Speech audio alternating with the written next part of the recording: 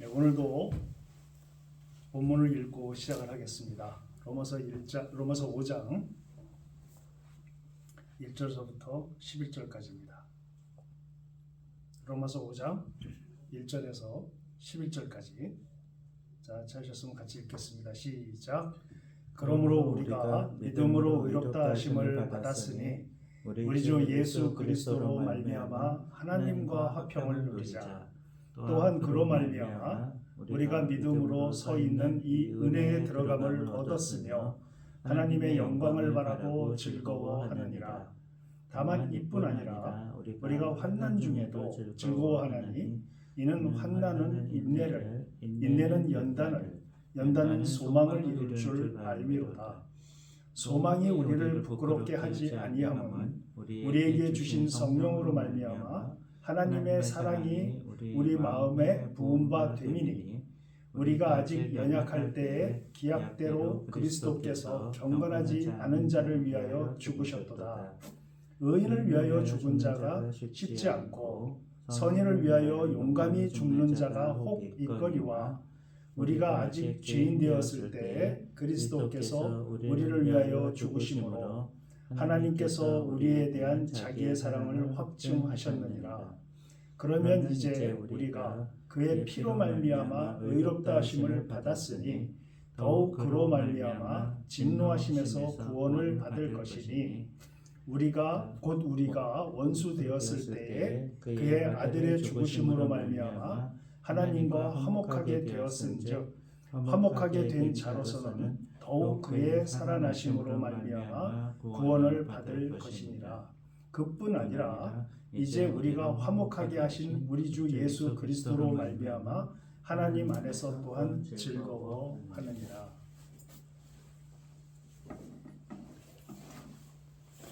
크리스천들이 저번 주에 제가 기쁘시냐고 물었던 기억이 있습니다. 구원으로 인해서 하나님 안에 구원을 받았음에도 불구하고 우리가 크리스천들이 기쁨을 모르는 삶을 사는 것이 왜일까 하는 제목을 지금 바울은 오늘 본문을 통해서 크리스천들의 삶의 총체적인 결과가 무엇인가를 지금 보여주고 있는 것입니다. 1절에서 4절까지 저번 주에 말씀드린 핵심은 우리가 구원을 통해서 하나님과 함께 화평을 누리고 행복을 누리자는 개념과 또한 환난이 동시에 있다는 것을 바울이 언급을 합니다. 그렇죠? 하나님 안에서 기쁨으로 사는 것도 있지만 우리 안에 우리가 살면서 환난을 당하고 환난 가운데 처하게 되는 경우가 상당히 많습니다. 그런데 바울은 여기서 이 환난이 우리에게 오지만, 우리에게 어려움이 오지만, 우리의 삶에 질곡이 오지만 이것은 인내를 만들어낸다. 인내가 거듭되게 되면 연단이 되게 되겠죠.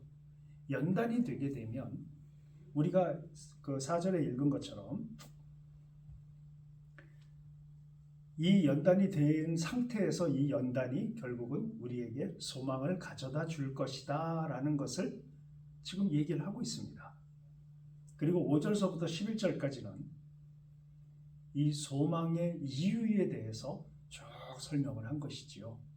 핵심적으로 결론적으로 10절에서 우리가 원수 되었을 때 그의 아들의 죽으심으로 말미암아 하나님과 화목하게 되었은즉 화목하게 된 자로서는 더욱 그의 살아나심으로 말미암아 구원을 받을 것이니라.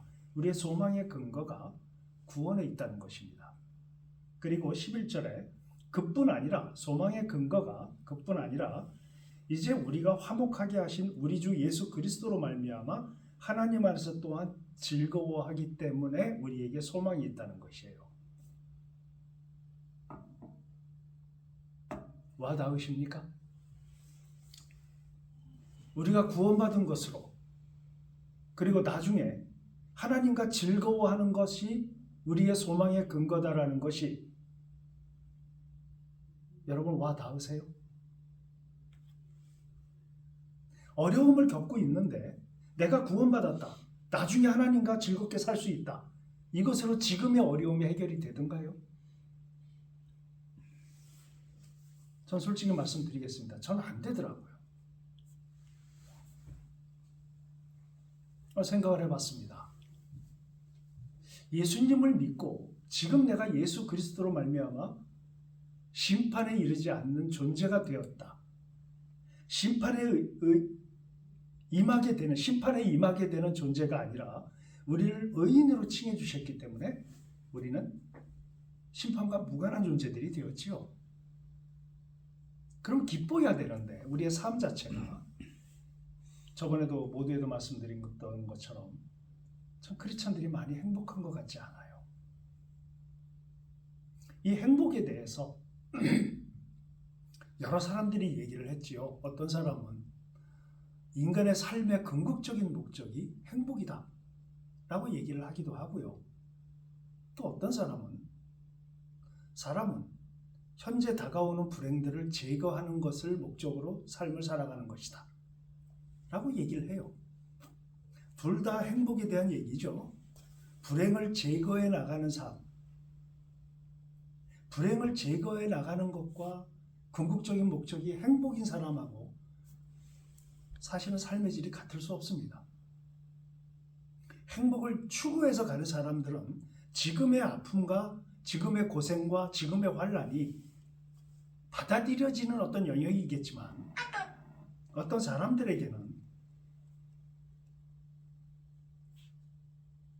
사람들에게는 그것이 불행을 제거해 나가는 삶이라 한다면 결코 거기서는 행복이라고 하는 느낌을 가질 수가 없겠죠. 그러니까 어떻게 하면 행복할 수 있을까요? 우리가 하는 생각을 해봅니다. 소망을 갖는다는 것이 미래 시점이다 라고 생각하기가 쉬워요. 또 미래 시점을 얘기하고 있고요. 바울도. 그러나 엄밀히 얘기해서 바울이 오늘 본문을 통해서 보여준 것은 미래 시점만을 얘기한 것이 아닙니다. 뭐라고 얘기를 했죠? 1절에 우리가 믿음으로 의롭다 하심을 받았으니 우리 주 예수 그리스도로 말미암아 하나님과 화평을 누리자. 현재 시점입니다. 지금 화평을 누리자는 거예요. 근데 잘 누리는 게 뭔지 모르는 겁니다. 전 예수님 믿은 초기에는 이런 말들이 뜬구름이었어요. 어떻게 누리는 거지? 생각을 해봅시다. 소망을 갖는 이유가 우리가 지금 어떤 소망이 있다면 사람들은 불행하지 않을 겁니다. 미래에 어떤 무엇이 있다고 생각을 하니까요. 그런데 여러분 이런 생각을 한번 해보셨으면 좋겠어요. 어떤 사람이 어떤 결정을 내릴 때 그 사람이 지금 이 결정을 이렇게 내린 바탕이 과거인 사람이 있습니다. 과거에 이렇게 살아보니까 이렇게 경험을 하다 보니까 이것은 지금 이렇게 결정해야 돼. 이 결정의 토대가 과거인 사람이 있어요. 그리고 어떤 사람은 과거가 어떻든지 간에 지금 당장 이것이 급하니까 지금은 이렇게 결정해야 돼. 시점이 과거가 아니고 현재입니다. 현재 당장 닥친 일에 대한 그 시점이에요. 그걸 토대로 해서 결정을 내립니다. 또 어떤 사람은 미래에 이렇게 될 거기 때문에 지금 힘들어도 이렇게 결정을 내야 돼. 토대가 미래예요.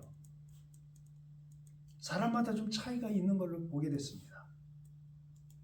항상 그런 사람들은 예를 들어서 과거를 토대로 해서 지금을 결정하는 사람들의 특징을 보면 주로 연세가 좀 드신 분들 혹은 사고가 조금은 보수적인 사람들 이런 분들은 과거에 이랬으니 과거의 어떤 것들을 역사적인 어떤 배경이나 이런 것들을 놓고 지금을 결정하는 시각을 많이 갖게 되는 겁니다. 그리고 현재를 토대로 해서 지금을 결정하는 사람들은 주로 젊은 층들, 과거나 미래에 별로 호기심이 없는 사람들, 현재가 아주 중요한 사람들, 주로 젊은 층에서 이런 결정들을 많이 내리는 걸 보게 됩니다. 그리고 혹은 항상 시점이 토대가 미래입니다. 그러니까 지금 어떻든지 간에 미래에 되어질 것을 예상하고 그 예상된 미래를 토대로 해서 지금을 결정하는, 이렇게 스타일이 다 결정하는 스타일이 다르다는 걸 보게 됐습니다. 헷갈렸어요. 그래서 어떤 것이 맞을까? 과거를 토대로 해야 되는가? 현재 당장 급한 이것을 토대로 해야 되는가? 아니면 미래를 토대로 해야 되는가? 성경에서는 이 구체적으로 사람들마다 구분되는 이 결정에 대한 토대를 디테일하게 설명을 안 해주시죠. 그래서 상당히 헷갈렸던 기억이 있습니다. 과거를 토대로 결정해야 되는가? 현재를 토대로 해서 결정을 해야 되는가? 아니면 미래를 토대로 해서 결정을 해야 되는가? 상당히 헷갈렸는데요. 그러다 문득 생각을 하게 됐습니다. 예수님은 어떻게 결정하셨을까? 어디에도 그 답을 주지 못하니까요. 성경에서 우리 주께서는 많은 결정들을 내리지 않으셨습니까? 사복음서 읽어보면. 그럼 그분의 사고 패턴이 우리가 배울 점이 아니겠어요? 그래서 예수님을 통해서 한번 찾아보려고 그런 관점으로, 결정의 관점으로 사복음서를 읽어본 적이 있습니다. 근데 거기서 방향을 찾았어요. 뭐냐면 예수님은 과거를 가져오셨습니다. 과거를 토대로 결정을 하셨어요. 잘 아실 겁니다. 주님이 항상 과거의 이스라엘 백성들에게 주어졌던 모세의 오경 말씀을 인용하신 걸 우리는 기억을 합니다. 과거의 구약 때 선지자들의 얘기를 주님이 가져다 쓰십니다. 뭐죠? 토대가 과거예요. 그런데 또 어떨 때 보면 주님은 현재를 토대로 결정을 하신 경우도 있었어요. 기억나십니까? 주님이 부르셨는데 아버지를 장사 지내고 그 다음에 오겠습니다라는 사람에게 주님 뭐라고 하셨습니까? 죽은 자들은 죽은 자에게 제사 지내게 하고 너는 지금 나를 따르라 그러셨어요. 토대가 현재입니다. 그리고 주님이 또 어떨 때는 토대가 미래예요. 내가 가야 보혜사 성령님이 오신다. 그분이 너희에게 모든 것을, 내가 한 모든 것을 가르치고 지키게 하기 위해서 그분이 너희에게 생각나게 하시고 일깨워 주실 것이다. 주님이 그런 결정을 하신 토대, 주님이 가시는, 승천하시는 그 토대가 뭐냐면 미래에 올 보혜사 성령님에 대한 계획이었어요. 그러니까 다시 말씀드리면 예수님은 뭘 결정하실 때 어느 하나, 과거든 현재든 미래든 하나만 가져오신 게 아니라 상황에 맞게 그것들을 가져오시는 걸 봤습니다. 어느 것 하나에 치우치는 게 아니었어요. 과거를 토대로 무조건 결정하는 그쪽으로 치우치는 것이 아니라 현재를 토대로 해서 현재를 결정하는 것이 아니고 미래를 토대로 해서 지금을 결정하는 것이 아니고 항상 상황에 맞게 주님이 결정을 그렇게 다양하게 가져오신 걸 봤습니다. 어느 것 하나에 치우치는 것이 아니었어요. 근데 제가 아는 대부분의 사람들, 저를 비롯해서 많은 사람들이 얘기를 나누다 보면 내가 과거에 이렇게 경험해 보니까 그건 이런 거야. 그러니까 이렇게 해. 이러는 분들이 계시고, 당장 급한데 지금 뭘 생각하고 있어? 빨리 결정해. 이런 분들도 계시고, 야, 앞으로 어떻게 될지 알고 지금 그렇게 결정을 하냐? 잘 생각해. 미래 앞으로 어떻게 될지 잘 생각을 해서 결정을 해야지. 이러는 분들도 계세요. 그런데 주님은 항상 과거든 현재든 미래든 상황에 맞게 가져오심을 보았습니다. 치우치는 것이 아니죠. 네, 하나님이 또 하나 깨닫게 해주신 것 중에 하나가 뭐가 있느냐면 주님이 과거를 토대로 하든 현재를 토대로 하든 미래를 토대로 하든 어떤 결정을 내리시든 그 하나의 맥으로 이어진다는 사실을 봤습니다.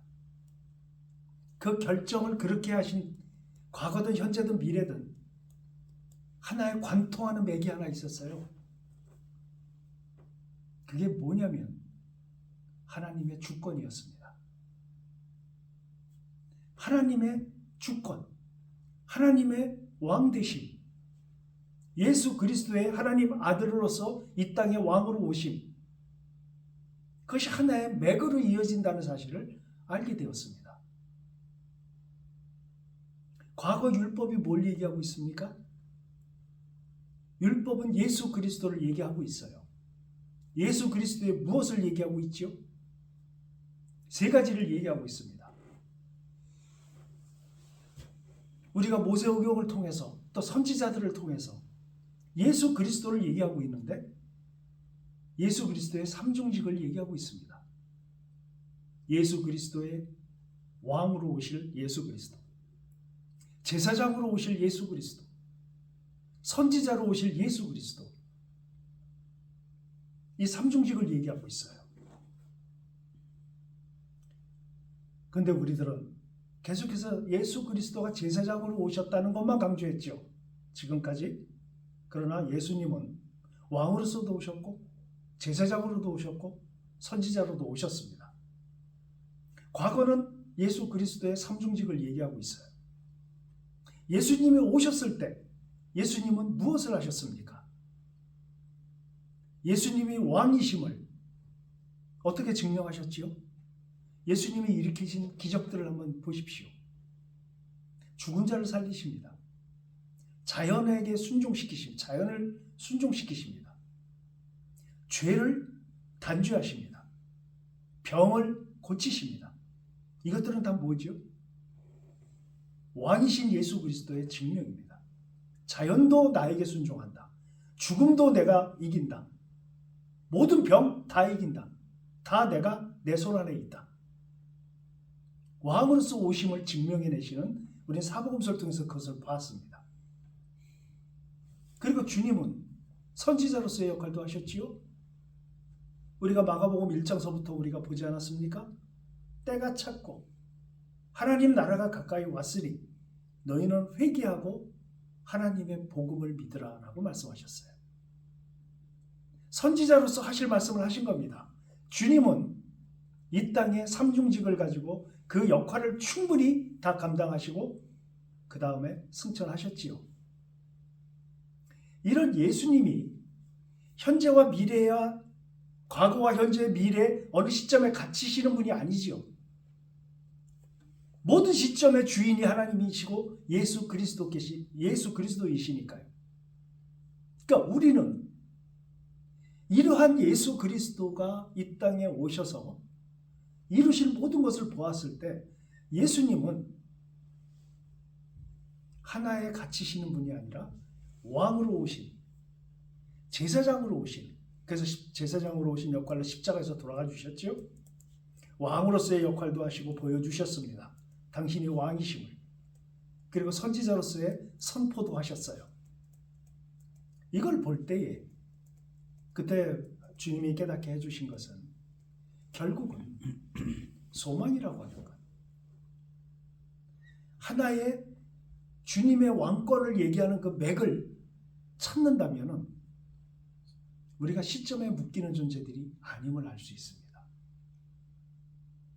우리 주님이 나중에 심판을 하시는 그 시점이 왔을 때에 우리가 어떠한 관점으로 놓이게 되는가? 그것을 기뻐하자고 바울은 얘기하는 건데요. 이걸 어떻게 우리가 깨달을 수가 있겠습니까? 주님이 왕 되신 이것이 맥을 통함으로 인해서 우리가 행복이라고 하는 부분을 찾는다면 여러분 우리의 삶 속에 주님의 왕으로 되지 못하시면 우리는 결코 행복을 느낄 수가 또 누릴 수가 없습니다. 비근한 예를 하나 말씀드릴게요. 제가 에덴에 대한 얘기를 참 많이 하는데요. 에덴 신앙을 회복하지 못하면 여기서 말하는 소망이라고 하는 것을 이해할 수가 없습니다. 왜냐하면 우리의 조상 아담은 소망을 팽개치고 에덴으로부터 쫓겨난 존재입니다. 우리가 에덴 밖에 나와서 삶을 살기 때문에 우리는 소망을 가질 수가 없어요. 에덴 안에 있어야 소망이 가능합니다. 그래서 제가 누누이 말씀드립니다.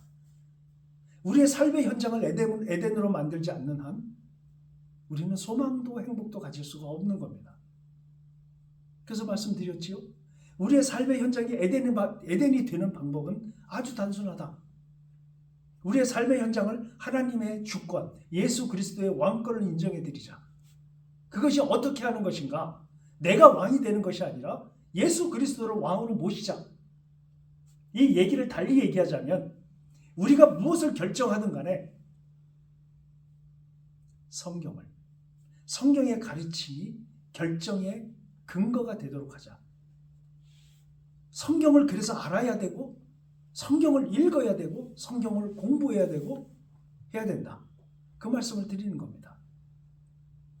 성경 공부 왜 하십니까? 하나입니다. 예수 그리스도가 왕이심을 아는 겁니다. 성경을 왜 읽으십니까? 예수 그리스도의 마음을, 그 왕의 마음을 알기 위해서 읽는 겁니다. 이것이 없이는 소망이 없습니다. 예수 그리스도가 우리의 삶 가운데 완전한 왕으로 좌정하지 않으시면 우리에게 결국 소망이 없어요. 하나님이 이것을 사적인 개인적인 고난으로 저에게 깨닫게 해주신 경우가 있었습니다.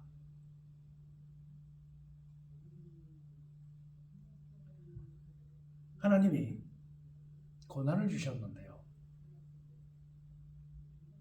제 아들이 시각장애인 거 아실 겁니다.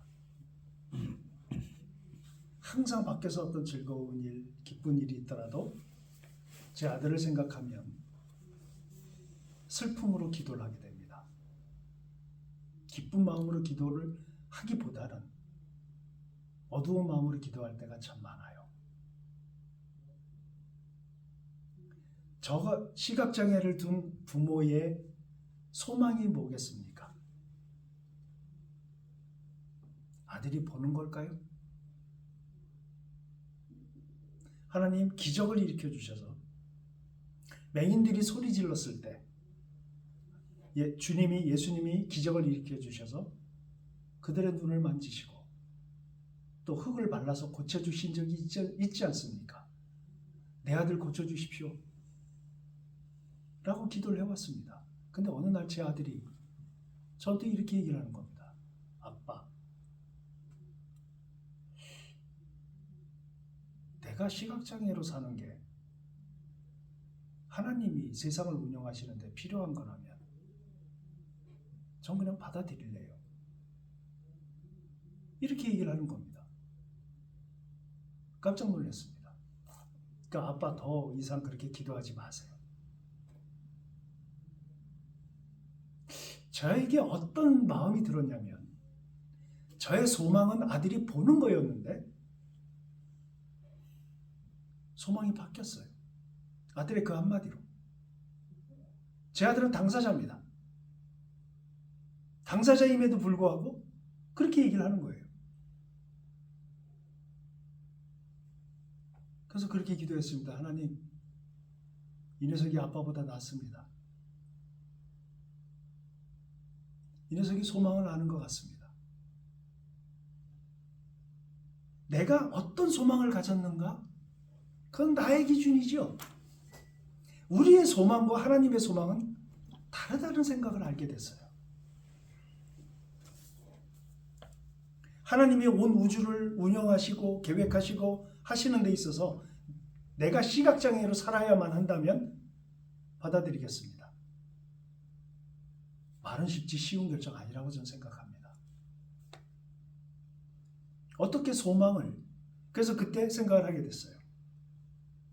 소망의 시작과 방법과 내가 가진 소망의 모든 부분이 하나님의 주권 안에 있다는 걸 알게 됐어요. 더더욱 제가 소망에 대한 생각을 했을 때 우리 바울은 환난이 인내를 만들어내고 그 인내가 계속 쌓이면은 결국 연단이 되게 되고요. 그 연단이 소망을 이루게 된다고 지금 바울이 표현했는데 한번 생각을 해볼까요? 하나님이 저에게 개인적인 그 환난을 주셨습니다. 뭐 여러분 잘 아시다시피 저는 모든 의사들이 저를 죽는다고 했어요. 죽을 만한 사람에게 소망이 뭘까요? 살려달라는 거 아니겠습니까? 하나님 살려주십시오. 이게 소망이겠죠. 사는 게 소망이겠죠. 그렇게 기도했어요. 하나님 살려주십시오. 근데 내 내면에서 이 기도는 합당하지 않다라고 자꾸 느낌이 그렇게 들었어요. 죽는다는데 살려달라. 당연한 거 아니겠습니까? 그런데도 느낌이 그게 아니었어요. 몸은 말라갔습니다. 뭐 한 석 달 정도 아주 몸무게가 말라가고 거의 시체화 돼가는 제 모습을 보면서 저에게 어떤 소망이 생겼을까요? 죽는 건 기정사실화 됐었습니다. 마음속에서. 아, 가겠구나. 그럼 저에게 어떤 소망이 생길까요?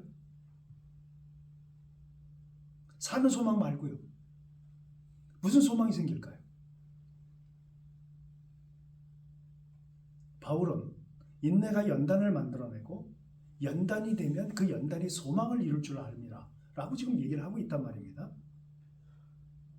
그때 하나님께서 저에게 하나의 깨달음을 주셨습니다.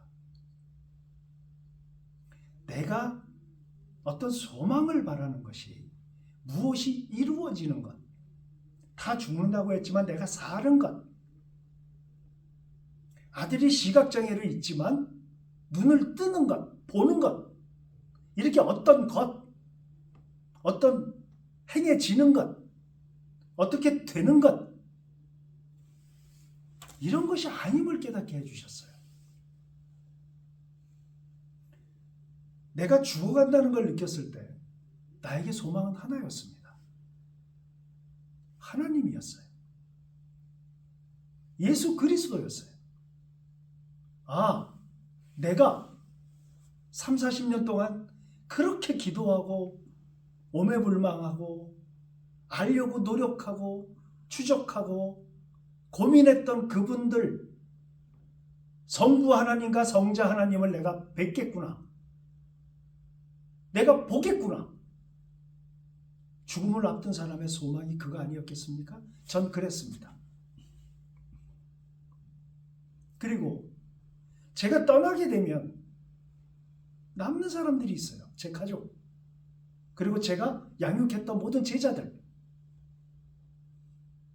이 사람들을 향해서 제가 가진 소망이 뭐겠습니까? 하나님 자신이었어요. 하나님께서 이들에게 이렇게 해주실 거야. 하나님 이렇게 해주십시오. 기도가 그렇게 되기 시작했어요. 제 아들을 이렇게 좀 해주십시오, 하나님. 내가 양육했던 사람들, 제 아내와 제 딸 이렇게 해주십시오. 그리고 제가 양육하고 제가 기도했던, 중보했던 모든 사람들, 한 사람 한 사람 끝까지 기도하다 가게 해주십시오. 한 사람 한 사람. 이 사람들 이렇게 해주세요. 이게 뭐겠습니까?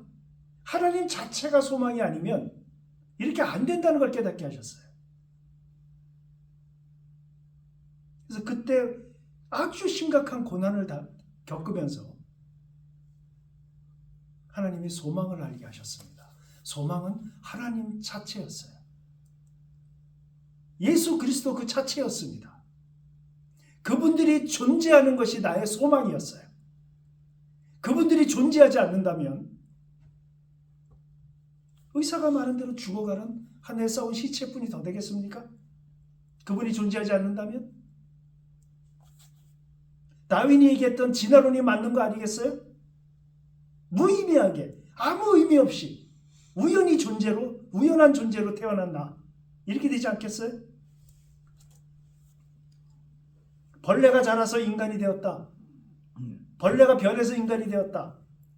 이런 것에 현혹돼서 살 수밖에 없는 그런 하찮은 인간, 그것뿐이 안 되지 않습니까? 그래서 알게 된 거예요. 아하, 소망의 존재 자체가 바로 그리스도이시구나. 그래서 바울은 하나님과 더불어 화평을 누리자. 11절 끝에 하나님과 즐거워하느니라. 여러분, 즐거울 때 행복하지 않아요? 하나님과 함께 할 때 즐겁다고 바울은 지금 이렇게 얘기를 하고 있지요. 그뿐 아니라 이제 우리가 화목하게 하신 우리 주 예수 그리스도로 말미암아 하나님 안에서 또한 즐거워하느니라. 하나님 존재 자체가 바로 소망임을 알게 됐습니다. 모두에 말씀드렸던 것처럼 에덴 신앙을 갖지 않으면, 다시 말하면 창조 목적에 부합한 신앙을 갖지 않으면 우리는 결코 행복할 수 없습니다. 왕이신 예수 그리스도를 왕으로 모시는 삶이 아니면 우리 삶의 현장을 에덴으로 만들지 않는 한 우린 결코 행복을 느낄 수 없어요. 과거든 현재든 미래든 관통하는 것이 예수 그리스도의 왕권입니다. 그분 자체가 소망이죠. 그걸 깨닫게 해주신 겁니다. 정리하겠습니다. 크리스찬이 왜 행복하지 못한가? 구원을 받은 의인으로서 인칭을 받은 존재임에도 불구하고 여전히 왜 우리들은 모든 문제에 휩싸여서 그 문제에 파고들 수밖에 없고 고통받을 수밖에 없는가? 그런데 저 목사는 지금 하나님을 왕권으로 모시고 나의 삶의 현장을 에덴으로 만들어라라고 얘기를 하는데 그게 나의 행복과 어떤 관계가 있는가? 어떤 관계가 있을까요? 여러분, 나의 삶의 현장이 에덴이 된다는 것은 나의 삶의 현장을 하나님의 주권으로 맡겨드리는 겁니다. 나의 문제, 가족의 문제, 교회의 문제, 모든 문제들을 하나님의 주권에 맡겨드리는 거예요. 막연하시죠? 문제가 발생했을 때 어떤 결정을 내리지 않습니까? 아까도 말씀드렸어요. 과거에 그가 어떻게 했든, 현재 그가 어떻게 하든, 미래에 그가 어떻게 될 것으로 내가 예측을 하든, 그걸 관통하고 흐르는 하나의 맥, 예수 그리스도의 왕권, 모든 문제의 해석, 모든 문제를 풀어나가는 관점이 하나님의 주권, 하나님의 주권으로 간다는 것은 하나님의 원리대로 그 문제를 풀어라, 이런 뜻이죠. 나의 결정이 아니라 하나님의 원리, 하나님의 결정을 우리가 그 문제들을 따르는 겁니다. 근데 그 하나님이 누구시죠? 그분은 전지, 전능, 전선하신 분이에요. 그럼 모든 것을 아시는 분이기 때문에 나의 이 문제를 하나님께 가져가는 거죠. 하나님은 성경에서 그 문제를 해결해 주십니다. 그분은 전지전능 전선하신 분이기 때문에 그분의 입장과 그분의 원리와 그분의 주장을 우리가 따르게 될 때 그분이 완전하신 분이기 때문에 해답이 아니겠습니까? 정답이 아니겠어요? 우리는 그대로 순종하는 겁니다. 물론 어렵죠. 사람을 용서하기 힘든데 하나님의 명령을 따르기가 쉽지 않죠. 우리는 그렇게 가는 방향성으로 모든 걸 결정을 해야 된다는 겁니다. 바울은 오늘 로마서 5장 1절서부터 11절까지 크리스찬의 총체적인 삶의 형태를 어떻게 가져가야 할 것인가에 대해서 하나의 원리를 얘기하고 있는 거죠. 너희에겐 구원의 기쁨과 즐거움이 있다. 그러나 환난도 있는데 이 환난은 결국 인내와 연단을 통해서 소망을 이루게 되는 과정 중에 하나다. 이걸 얘기하고 있어요. 그런데 이 소망에 대한 얘기를 우리가 생각을 할 때에 예수 그리스도의 왕권이 우리의 삶 가운데 그 왕권에 의해서 예수 그리스도의 말씀과 그분의 의지대로 되어지지 않을 때에 우리는 결코 행복할 수 없습니다. 그것이 이루어져야만 결국은 우리가 이루는 것이 아니라 하나님이 이루시는 거기 때문에 우리는 행복할 수 있는 것이지요. 무슨 수를 써도 우리는 행복할 수 없습니다. 이것이 이루어지지 않는 한 우리는 여전히 하나님의 주권과 예수 그리스도의 왕권을 인정하지 않은 상태에서 다른 방법을 찾기 때문에 거기엔 답이 없습니다. 그렇기 때문에 우리는 행복을 느끼지 못하는 것이에요. 단순하지요. 행복을 느끼고 싶은가? 그리스도의 왕권에 의해서 당신의 삶을 귀착시켜라. 너의 모든 결정을 예수 그리스도의 원리대로 하라. 이론이지만 이거 안 되는 한 문제 해결 안 됩니다. 안 되는 걸 알았어요. 하나님이 그걸 알게 하시려고 고난을 주셨다는 생각을 합니다. 소망이 무엇이 어떻게 되는 것이 아니라 바로 예수 그리스도 그 자체, 하나님 자체가 나의 소망이라는 것을 알기까지 우리의 신앙은 자라야 합니다.